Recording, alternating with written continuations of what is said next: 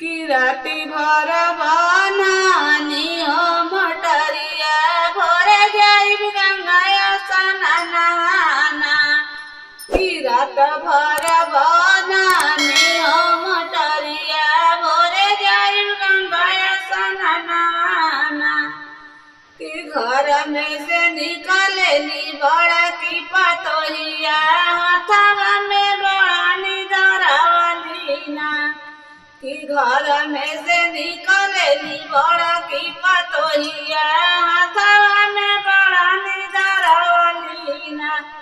कि जर सासु घरवा हो दुआरवा ये होते गंगाया स्नानवाना।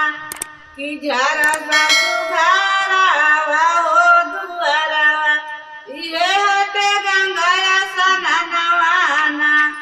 कि राति भर बनानी हो मटरिया भोरे जाइब गंगाया स्नानवाना। कि राति भर बनानी हो मटरिया भोरे जाइब गंगाया स्नानवाना। कि घर में से निकलेली मझिली पतोहिया हाथवा में बरतन धरावलीना। कि घर में से निकलेली मझिली पतोहिया हाथवा में बरतन धरावलीना। कि माज सासु घर के हो बरतनवा ये होते गंगाया स्नानवाना।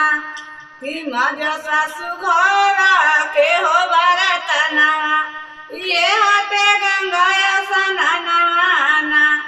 कि रात भर बनानी हो मटरिया भोरे जाइब गंगाया स्नानवाना।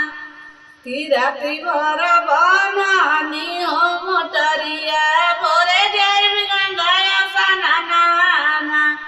कि घर में से निकलेली छोटा की पतोहिया गोदिया में बलका ले लेना।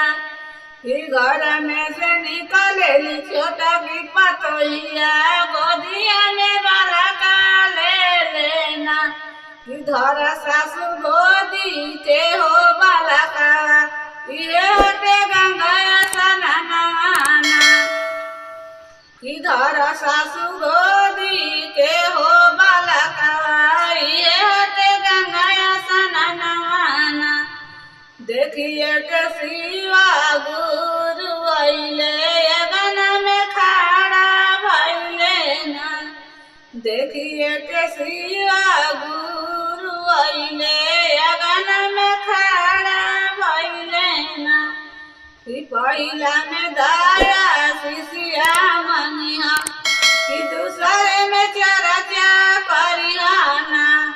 कि पहिला में दया शिष्या मनिहा दूसरे में चर्चा करिहाना।